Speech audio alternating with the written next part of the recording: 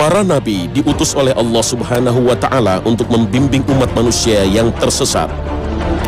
Namun kehadiran para nabi di tengah umatnya tidak terbatas pada manusia semata. Beberapa kali para nabiullah itu berhubungan dengan beberapa jenis hewan sebagai media penghantar dakwah. Kehadiran hewan dalam kisah para nabi bahkan menjadi sebuah ciri khas kenabian yang disebut dengan mukjizat. Dalam perspektif duniawi yang mengandalkan rasionalitas, mukjizat adalah salah satu hal yang dianggap irasional. Namun, sadarkah kita keimanan sejatinya memiliki dua landasan, yaitu yakin dan percaya? Keyakinan kita akan kebenaran mukjizat dibutuhkan untuk mengetahui hakikat kenabian. Meyakini bahwa para nabi adalah utusan Allah yang memiliki kelebihan dibandingkan manusia lainnya akan membawa kita mempercayai kebenaran risalah yang dibawanya. Masih ingat dengan unta Rasulullah bernama Qaswa? Unta inilah penuntun Nabi ketika memilih tempat yang akan ditinggali beliau selama di Madinah. Unta inilah yang lebih memilih dua yatim Sahal dan Suhail bin Amr daripada rumah pembesar-pembesar Yasrib untuk baginda Rasul. Dari unta inilah kita bisa mengambil hikmah bahwa anak yatim masih lebih berharga dari para pemilik harta dunia dan isinya yang sehari-hari kita mengabdi bekerja padanya. Mukjizat para nabi selalu ditujukan untuk membuka mata manusia bahwa benar seorang Nuh alaihissalam, Musa alaihissalam, Saleh alaihissalam, Sulaiman alaihissalam, dan Yunus alaihissalam adalah manusia terpilih yang diangkat menjadi nabi dan rasul. Sesungguhnya pada kisah-kisah mereka itu terdapat pengajaran bagi orang-orang yang mempunyai akal.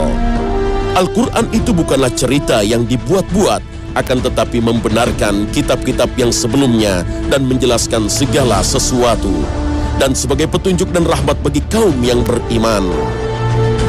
Inilah hakikat keimanan, di mana salah satu rukunnya adalah mengimani para nabi dan rasul, termasuk mempercayai mukjizat yang mereka miliki. Dan masih dalam rangkaian serial mukjizat para nabi, Khazanah hari ini akan mengkaji kisah beberapa nabi di mana mukjizatnya terkait dengan keberadaan beberapa jenis hewan. Dan kami akan menyajikan rangkaian hikmah dari kisah para nabi terkait mukjizat yang dimilikinya.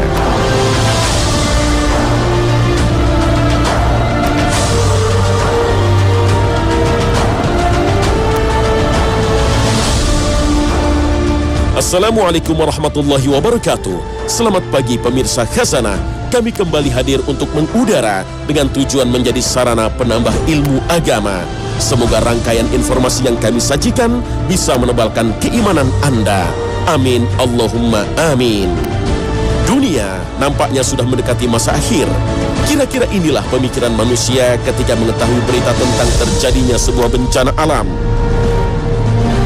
Gunung meletus, topan dahsyat, dan banjir bandang yang seolah datang silih berganti di seantero penjuru dunia.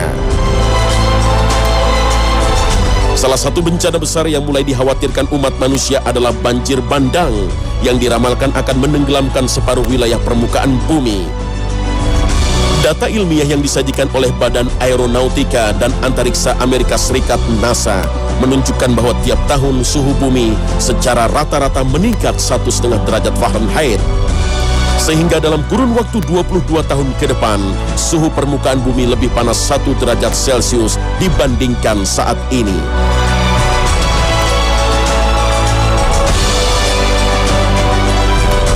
Pemanasan global berakibat pada peningkatan permukaan air laut yang mencapai 3,16 mm per tahun. Peningkatan permukaan air laut inilah yang membawa sebuah ramalan bahwa di masa depan nanti beberapa daratan akan tenggelam. Berbicara mengenai daratan yang tenggelam, mengingatkan manusia pada Nabi Nuh alaihissalam. Kisah sang Nabi untuk meluruskan kesesatan kaumnya dari menyembah berhala Wad, Suwa, Yahuth, Ya'uq, dan Nasr diabadikan dalam surah Nuh yang merupakan surah ke-71 dan terdiri atas 28 ayat.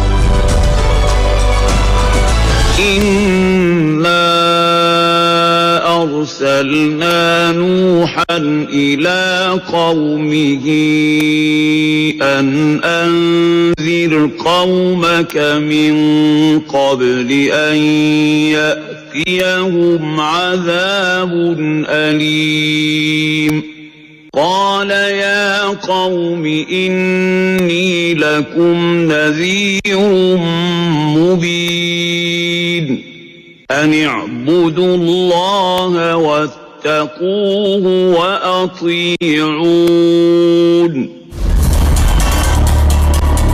Namun usaha dakwah Nabi Nuh alaihissalam untuk meluruskan keimanan kaumnya harus berhadapan dengan kekerasan hati hingga sang Nabi berdoa, "Ya Tuhanku, janganlah engkau biarkan seorang pun di antara orang-orang kafir itu tinggal di atas bumi.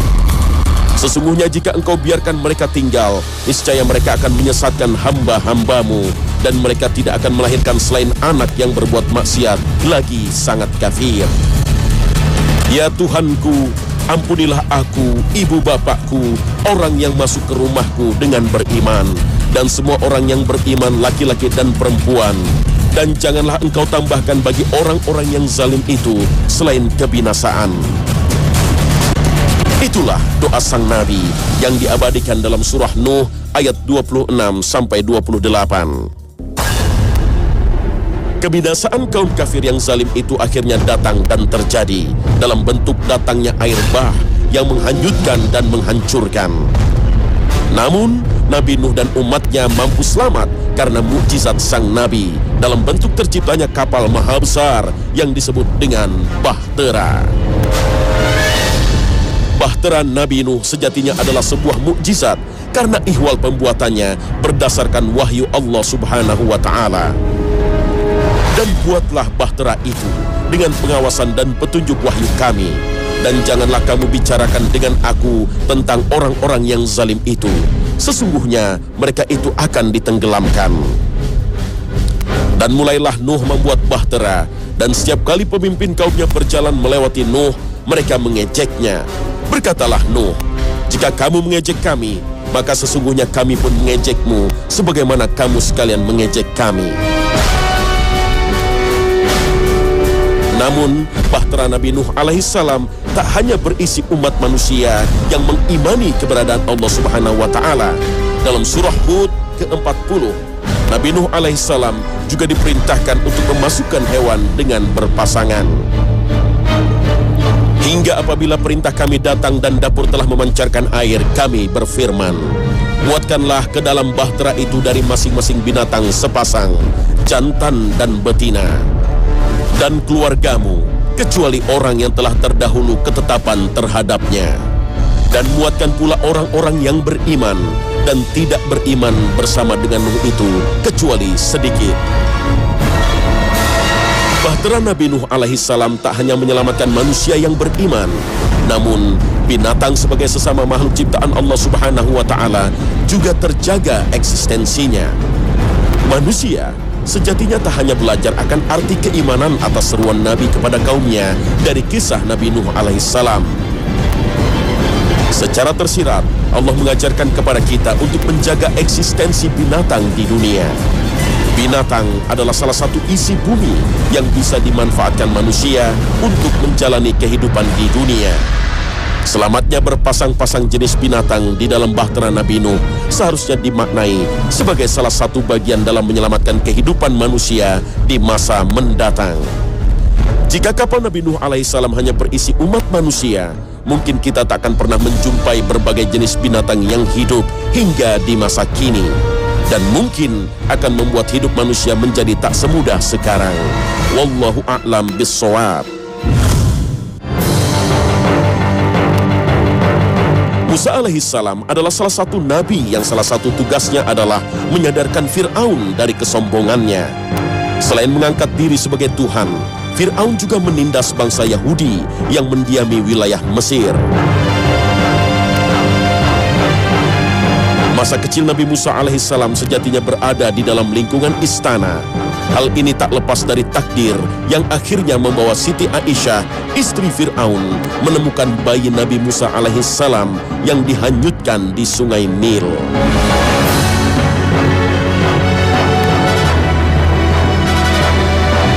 dalam proses pendewasaannya, Nabi Musa alaihissalam akhirnya memilih untuk keluar istana dan meninggalkan negeri Mesir.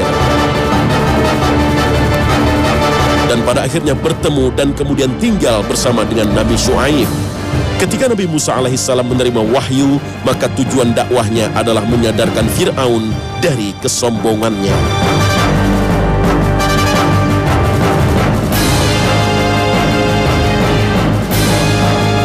Saat datang menemui Fir'aun di istana, sang maharaja zalim tersebut malah menantang Nabi Musa untuk menghadapi para tukang sihir pilihannya. Dan kisah ini tergambar dalam surah Toha ayat ke-55 hingga 69.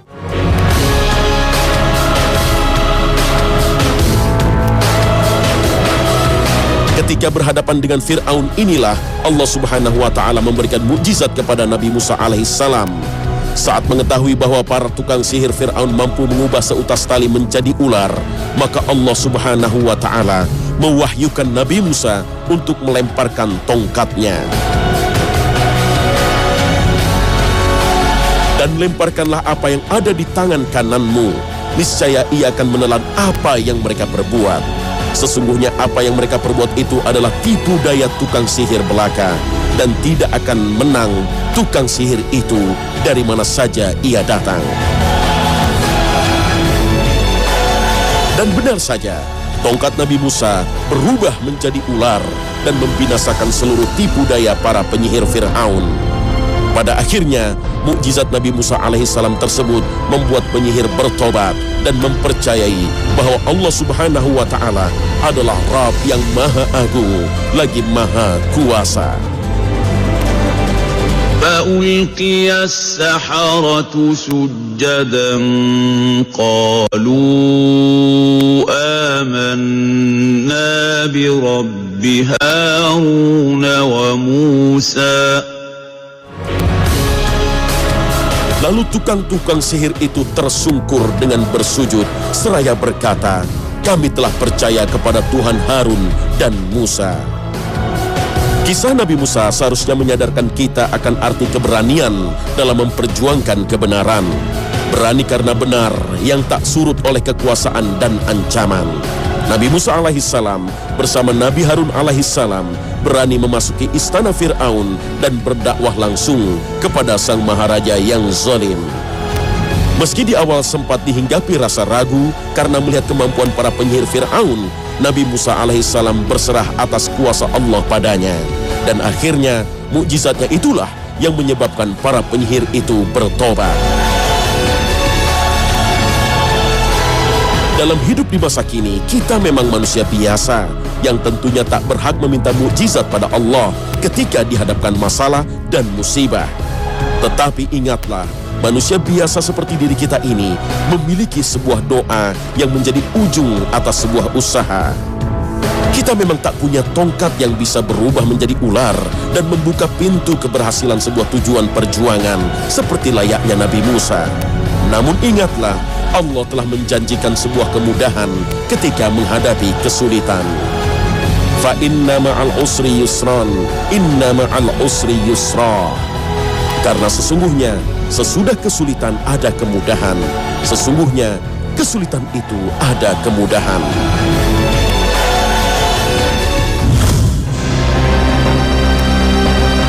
Nabi Saleh alaihissalam adalah nabi yang diutus untuk mendakwahkan ajaran tauhid kepada Tsamud. Di masa itu, kaum Tsamud adalah sebuah kaum yang sejahtera karena suburnya tanah, sehingga hasil pertanian dan ternaknya berlimpah. Nikmat hidup yang sejatinya berasal dari Allah yang Maha Kaya ini ternyata tidak dipahami oleh kaum Tsamud. Kondisi sesat dan kafir yang dialami oleh kaum Tsamud pada akhirnya diluruskan oleh kehadiran Nabi Saleh alaihissalam di antara mereka.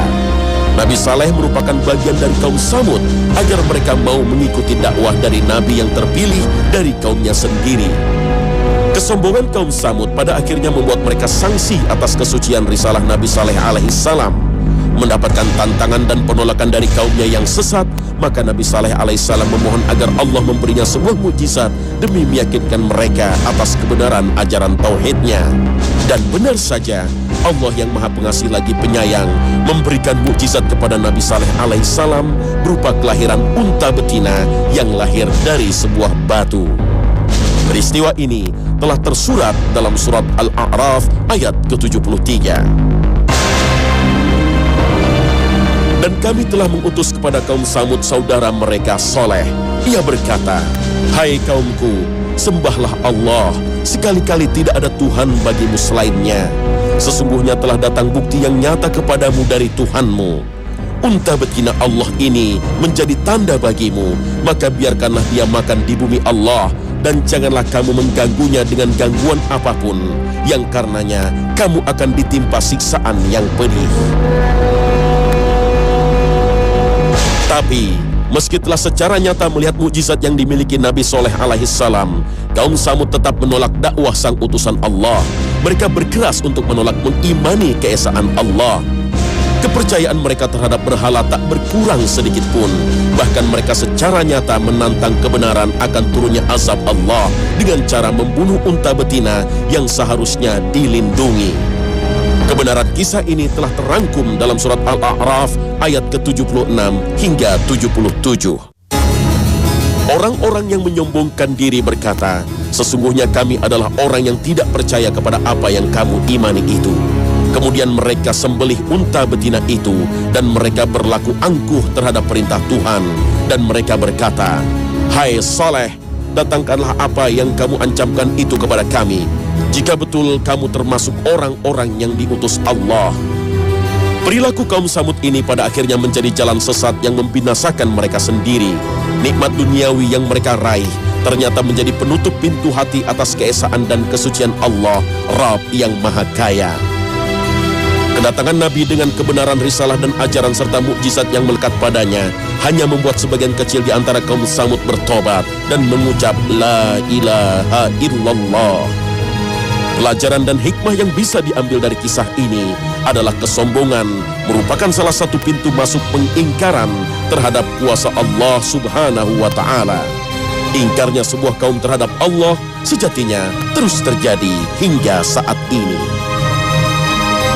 Salah satu bukti pengingkaran terhadap tatanan hidup dan berkehidupan adalah sekulerisme yang menjangkiti pola pikir manusia modern. Sekulerisme sejatinya merupakan sebuah pemikiran yang menjauhkan agama sebagai penuntun kehidupan manusia sebagai makhluk sosial. Hingga hari akhir nanti, tidak akan ada lagi nabi dan rasul yang diutus oleh Allah Subhanahu wa Ta'ala, dan Rasulullah sallallahu alaihi wasallam adalah nabi penutup dan menjadi nabi bagi seluruh umat manusia. Belajar dari kisah kaum Samud yang ingkar kepada risalah Nabi Saleh alaihissalam harusnya menunjukkan kita akan kepastian nasib manusia yang mengingkari risalah yang dibawa oleh nabinya. Semoga saja kita termasuk orang-orang yang selamat karena termasuk ke dalam kaum muslim yang menjadikan Al-Quran sebagai penuntun sejati dalam hidup dan berkehidupan. Amin. Allahumma amin.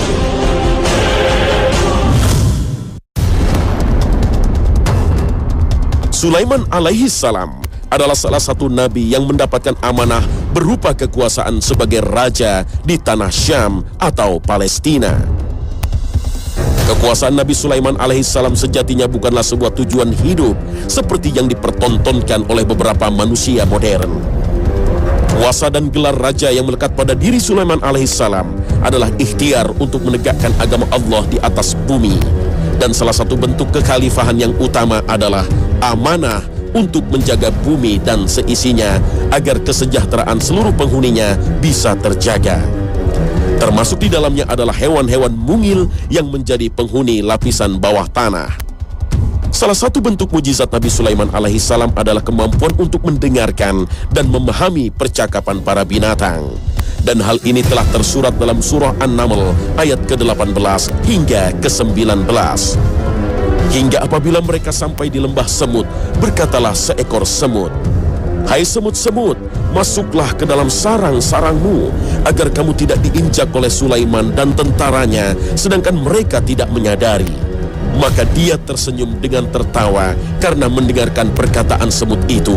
Dan dia berdoa, "Ya Tuhanku, berilah aku ilham untuk tetap mensyukuri nikmat-Mu yang telah Engkau anugerahkan kepadaku dan kepada dua orang ibu bapakku, dan untuk mengerjakan amal soleh yang Engkau ridhoi. Dan masukkanlah aku dengan rahmat-Mu ke dalam golongan hamba-hamba-Mu yang soleh." Memahami kisah Nabi Sulaiman seharusnya mampu menyempurnakan pemahaman atas sifat kekhalifahan yang menjadi fitrah manusia. Kekhalifahan adalah sebuah bentuk kesempurnaan dari Allah Subhanahu wa Ta'ala kepada manusia, dan ada kalanya kekhalifahan tersebut dalam bentuk amanah atas sebuah kepemimpinan. Belajar dari kisah Nabi Sulaiman alaihissalam seharusnya membawa kita pada satu hal, yaitu janganlah pernah menyakiti makhluk yang tak berdaya dan memiliki posisi lemah. Ribuan semut di hadapan bala tentara Nabi Sulaiman bukanlah perkara yang sepadan, tapi dengan mukjizatnya itulah Nabi Sulaiman mampu menunjukkan kesempurnaannya sebagai khalifah. Dengan cara melindungi yang lemah, jabatan dan kekuasaan seringkali membuat manusia menjadi dikdaya dan menjadi lupa akan kelemahannya. Namun, janganlah ingkar atas sebuah kepemimpinan, karena sejatinya amanah itu akan menjadi rahmat ketika yang mengembannya mampu melindungi dan mensejahterakan semuanya, terutama yang berada di posisi yang lemah, layaknya perlindungan Nabi Sulaiman alaihissalam terhadap kawanan semut.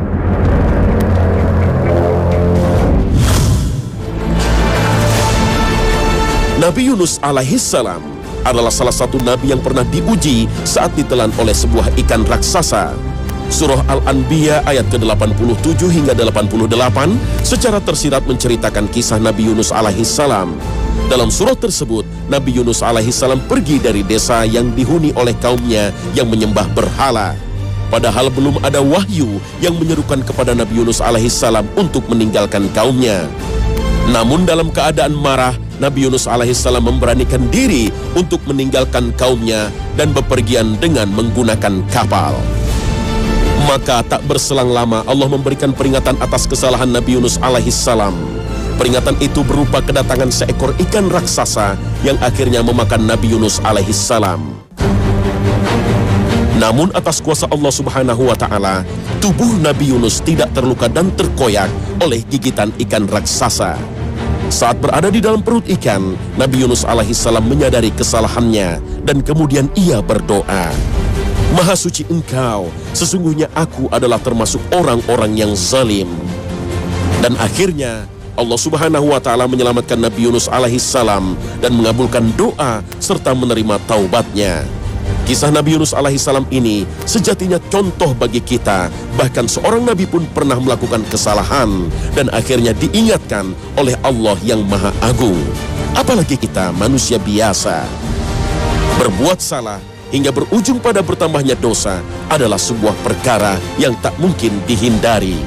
Tapi belajarlah dari kisah Nabi Yunus alaihissalam yang memohon ampun atas kesalahannya.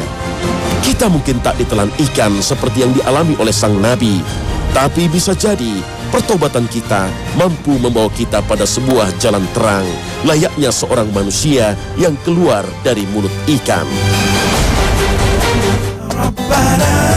Nah pemirsa, inilah akhir kebersamaan kita. Terima kasih atas kesetiaan Anda menyaksikan Khazanah di Trans 7. Kami mohon maaf jika ada penyampaian narasi atau penayangan gambar yang tidak berkenan. Semoga tayangan ini menjadi salah satu tayangan favorit Anda karena kedalaman informasi Islaminya. Akhir kata, wassalamualaikum warahmatullahi wabarakatuh. Rabbana irhamna ya Rabbana.